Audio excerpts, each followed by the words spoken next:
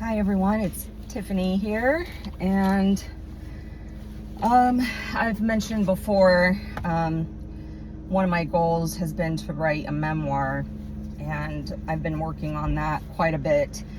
And I was going to do a memoir about, originally I thought I was going to do it about like severe childhood trauma and things that I went through. Trigger warning, there's going to be some topics here that could trigger some people, so just a trigger warning. But I've been through a lot of different types of trauma, like domestic abuse type trauma, verbal abuse, emotional abuse, neglect, sexual trauma, grief trauma, suicide trauma, and what else? Bullying. I experienced really bad bullying when I was a kid.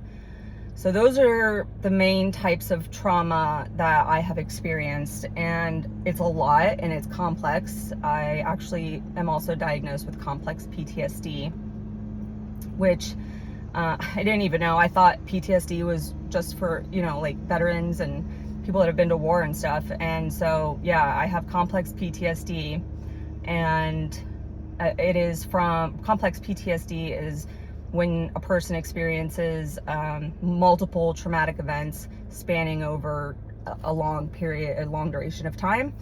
And so yeah, it's not just one event, it's so many. And the best way I can describe it is like having a PTSD. It's like having a horror movie reel or something. It's a scary movie playing in your head 24/7, and you can't turn it off. So that's what it feels like. And it's all of those memories and the trauma that is stored in our bodies. And that's why trauma really has an effect on us, not just mentally on people, but, on your physical well-being, your spiritual well-being, at least in every single facet of your life. And it really, I think, is the root, trauma is the root of, the disease of addiction, of bipolar, like all of it. So anyways, I thought I would get on here and maybe read. I'm still working on editing this. I've still got a lot of work to do and stuff, but I have this chapter called Before the Collapse that I thought maybe I would read out loud. So, like countless others, I have experienced my fair share of trauma throughout my life. Not one singular catastrophic event, but a series of painful experiences stretched across many years. My childhood and young adulthood were marked by chaos, instability, grief, addiction, survival, and loss. From a very young age, I learned how to adapt to dysfunction, how to suppress pain, and how to keep moving forward even when life felt unbearable. For most of my life, survival became my identity. I became exceptionally good at functioning while falling apart internally. I learned how to smile when I was struggling, how to perform when I was exhausted, and how to appear stable while quietly unraveling underneath the surface. To the outside world, I looked successful. I was a wife, a mother, a corporate professional, climbing the ladder within the pharmaceutical industry. I was intelligent, ambitious, dependable, and high functioning. But trauma has a way of waiting patiently. It lives quietly inside the body for years, shaping the nervous system, distorting the inner voice, and demanding to be acknowledged. Trauma leaves fingerprints on the mind, body, and soul long after the original wounds occur.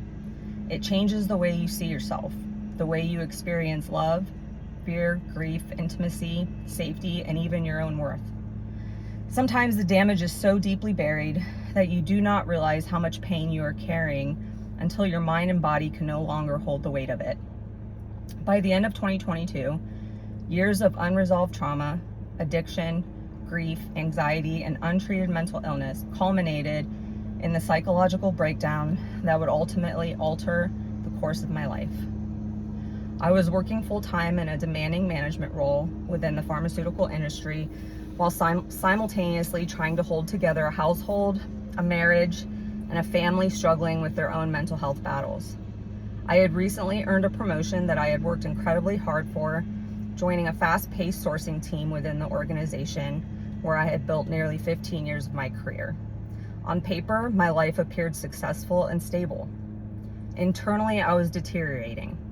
Despite my ongoing secret addiction to opiates being technically in remission through medically assisted treatment with Suboxone, I was emotionally exhausted and spiritually depleted. By this point, I had been taking Suboxone for nearly 12 years, almost the entirety of my professional career. I was carrying unresolved trauma I had never properly processed, grief that had calcified over time, and an overwhelming pressure to continue performing at a high level, no matter the personal cost. At home, things were beginning to fracture as well. One of my daughters was struggling significantly with her mental health, requiring enormous emotional energy and attention. At the same time, I was becoming increasingly unable to manage my own anxiety, depression, and addiction in healthy ways. The pressure to remain composed, to continue being professional, productive, nurturing, emotionally available, and successful became unbearable. I did what many traumatized people do when they begin to collapse. I kept pushing harder. What followed would become the unraveling of everything I thought defined me. Over the next several years, my life would descend into addiction, relapse, psychiatric hospitalization, mania, psychosis, delusions, devastating car accidents, crushing grief, financial ruin, fractured identity, and eventually a diagnosis of bipolar 1 schizoaffective disorder. There were moments where I no longer recognized myself, moments where I believed I was losing my mind completely, moments where staying alive felt impossible. This memoir is not just a story of mental illness. It is a story about trauma, about survival, about grief, about addiction, about womanhood, motherhood, masking, identity, performance, spirituality, and the quiet ways people learn to carry unbearable pain for far too long. It is the story of what happens when a person spends decades surviving without ever truly healing.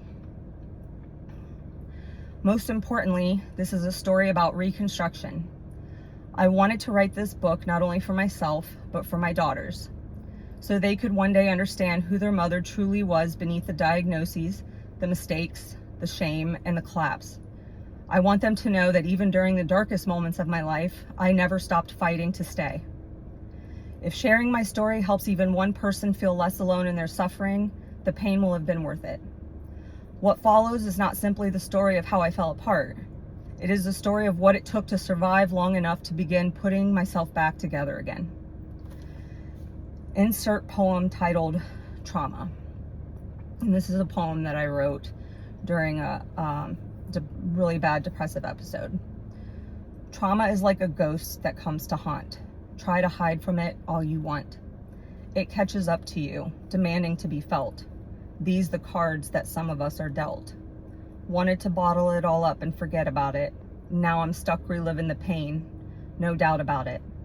The memories flow and I'm forced to relive the trauma I never asked for. Don't tell me it's a gift.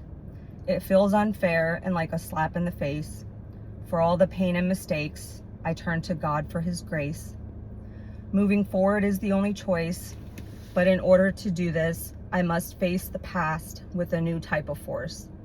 A force of love and understanding, no longer of hatred, disgust, condescending. An acceptance of what was is the ultimate point of healing for me because I'm shaking. Next, I will integrate the shadow that tries to haunt me. We meet at the intersection of past and present.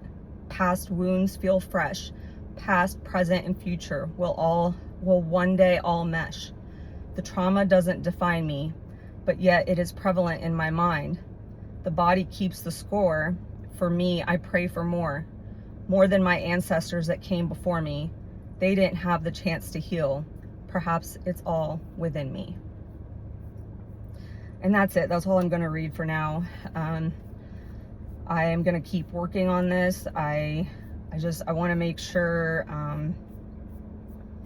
make sure I have everything in here that I want. It's a lot to talk about. In this particular memoir, I am discussing the last few years, you know, kind of what happened with my breakdown, and I do bring up some of my past traumas, but not all of them. So anyways, that's kind of what I'm working on. I know that's really, really, really heavy, and if you're still here, thank you so much for listening. And you know, if you are dealing with mental illness, or you care for someone who is going through mental illness, just know that my heart is with you.